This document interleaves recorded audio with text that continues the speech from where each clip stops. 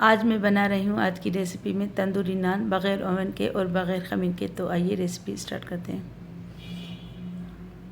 मेरी रेसिपीज़ आपको पसंद आए तो मेरे चैनल को सब्सक्राइब करें और बेल आइकन को दबाएं ताकि मेरी हर आने वाली नई वीडियो का नोटिफिकेशन आपको सबसे पहले फ्री में मिले। अस्सलाम वालेकुम। आज हम बना रहे हैं तंदूरी नान। उसके लिए मैंने तंदूरी नान बनाने के लिए मैंने 2 कप मैदा लिया, इसको छान लिया है। अब इसमें 1 टीस्पून बेकिंग पाउडर डालेंगे, आधा टीस्पून नमक डालेंगे, 1/4 टीस्पून मीठा सोडा जो पकौड़ों में डलता है वो डालेंगे। अब इसमें मैंने 3 टेबलस्पून दही डाला है। अब बकाया ये डालूँगी। इसको मैंने दही को फेंट लिया था। अब इसको नीम गर्म पानी से गूँध लेंगे। पानी हल्का सा कुनकुना होना चाहिए। अब इसको गूँध लेंगे आटे को। हल्के हाथ से गूँधना है और थोड़ा थोड़ा पानी करके शामिल करना है।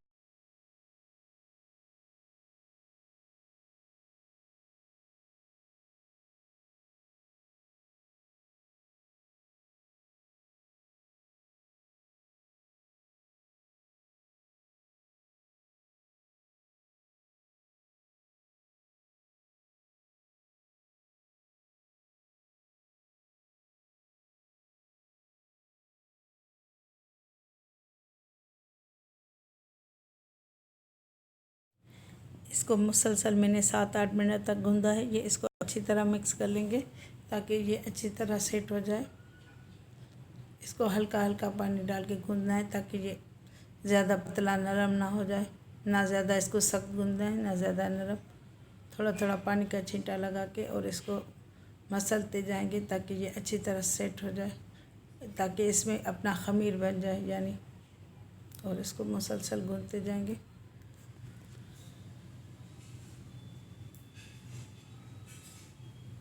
अब मैं इसमें 1 टीस्पून घी डाल रही हूँ। आपकी मर्ज़ी है, आप कुकिंग ऑयल भी डाल सकते हैं ताकि ये इस पर नरमाश आ जाए। वैसे तो ड्राई में भी डाल सकते हैं, वरना ये ऊपर लगाने के लिए मैं थोड़ा सा इस पर लगा रही हूँ।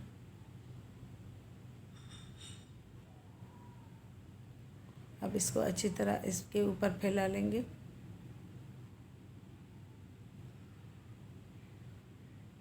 ये देखिए अच्छी तरह ये आटा मैदा गूंथ चुका है। अब मैंने इसको अच्छी तरह गूंथ लिया है। अब मैं इस पर क्लीन फ्लेम लगा के इसको रेस्ट देने के लिए रखती हूँ। आपकी मर्ज़ी है, आप किसी प्लेट से भी ढक सकते हैं।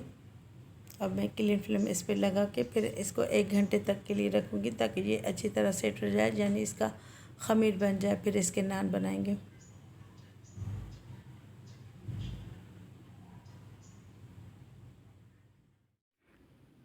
अब ये मैदा देखें ये फर्म हो चुका है, ये ज़्यादा फूलेगा नहीं, नान बनाने के बाद ही फूलेगा। अब इसको थोड़ा सा बेंड कर लेते हैं, यानी मल लेते हैं। अब ये सेट हो चुका है। अब मैं इसके पेड़े बना लेती हूँ। इसको पहले काट लेते हैं बराबर हिस्सों में। इसके मैं 4 पेड़े बनाऊँगी क्योंकि ये 2 कप मैदा था। आप इसे कम ज़्यादा भी कर सकते हैं, छोटे बनाए या इसे बड़े बनाए, आपकी मर्ज़ी है। मैं इसे 4 ही पेड़े बना रही हूँ। पहले पेड़े बना के रखेंगे, फिर इसकी रोटी बेलेंगे।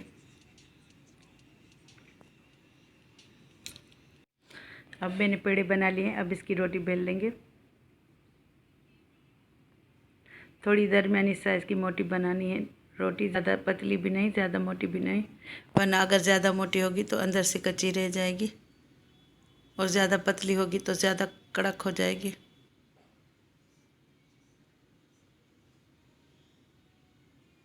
अब ये मैंने रोटी बेल ली है। अब इस पर थोड़ा सा पानी लगाएंगे।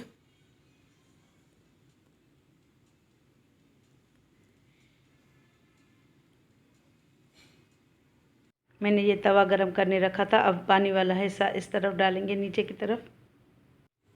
अब रोटी पकने देंगे ताकि एक तरफ से अच्छी तरह पक जाए। जब ये पकने लगेगी तो इसके ऊपर बबल्स बन जाएंगे। ये देखें ये बबल बनने शुरू हो चुके हैं। इसका मतलब है जहाँ जहाँ से ये पक रही है वहाँ से ये बबल बन रहे हैं। जब एक तरफ से ये अच्छी तरह पक जाएगी तो हम इसको पलट लेंगे।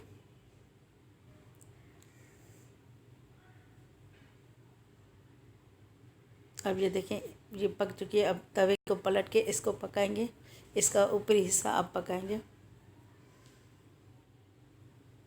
इसको दरमियानी आंच पे पकाना है, ना ज़्यादा तेज़ हो ना ज़्यादा हल्की, वरना ये जल जाएगी। इसको थोड़ी थोड़ी देर में चेक करते रहना है, वरना ये ओवर कुक हो जाएंगी। ये देखें अभी नहीं पका, अभी मैं इसको और पका रही हूँ।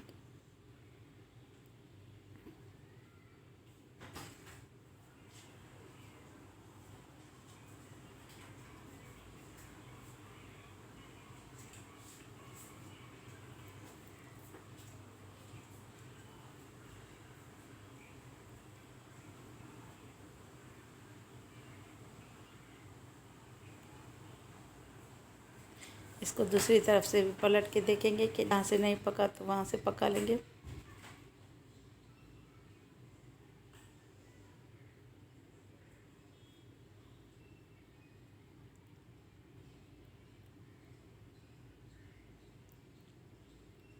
इसमें 1-2 मिनट लग सकते हैं।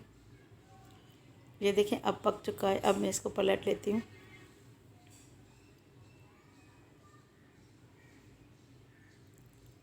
ये देखिए नीचे से भी अच्छी तरह, ये देखिए मैंने सारे नान उसी तरह पका लिए हैं।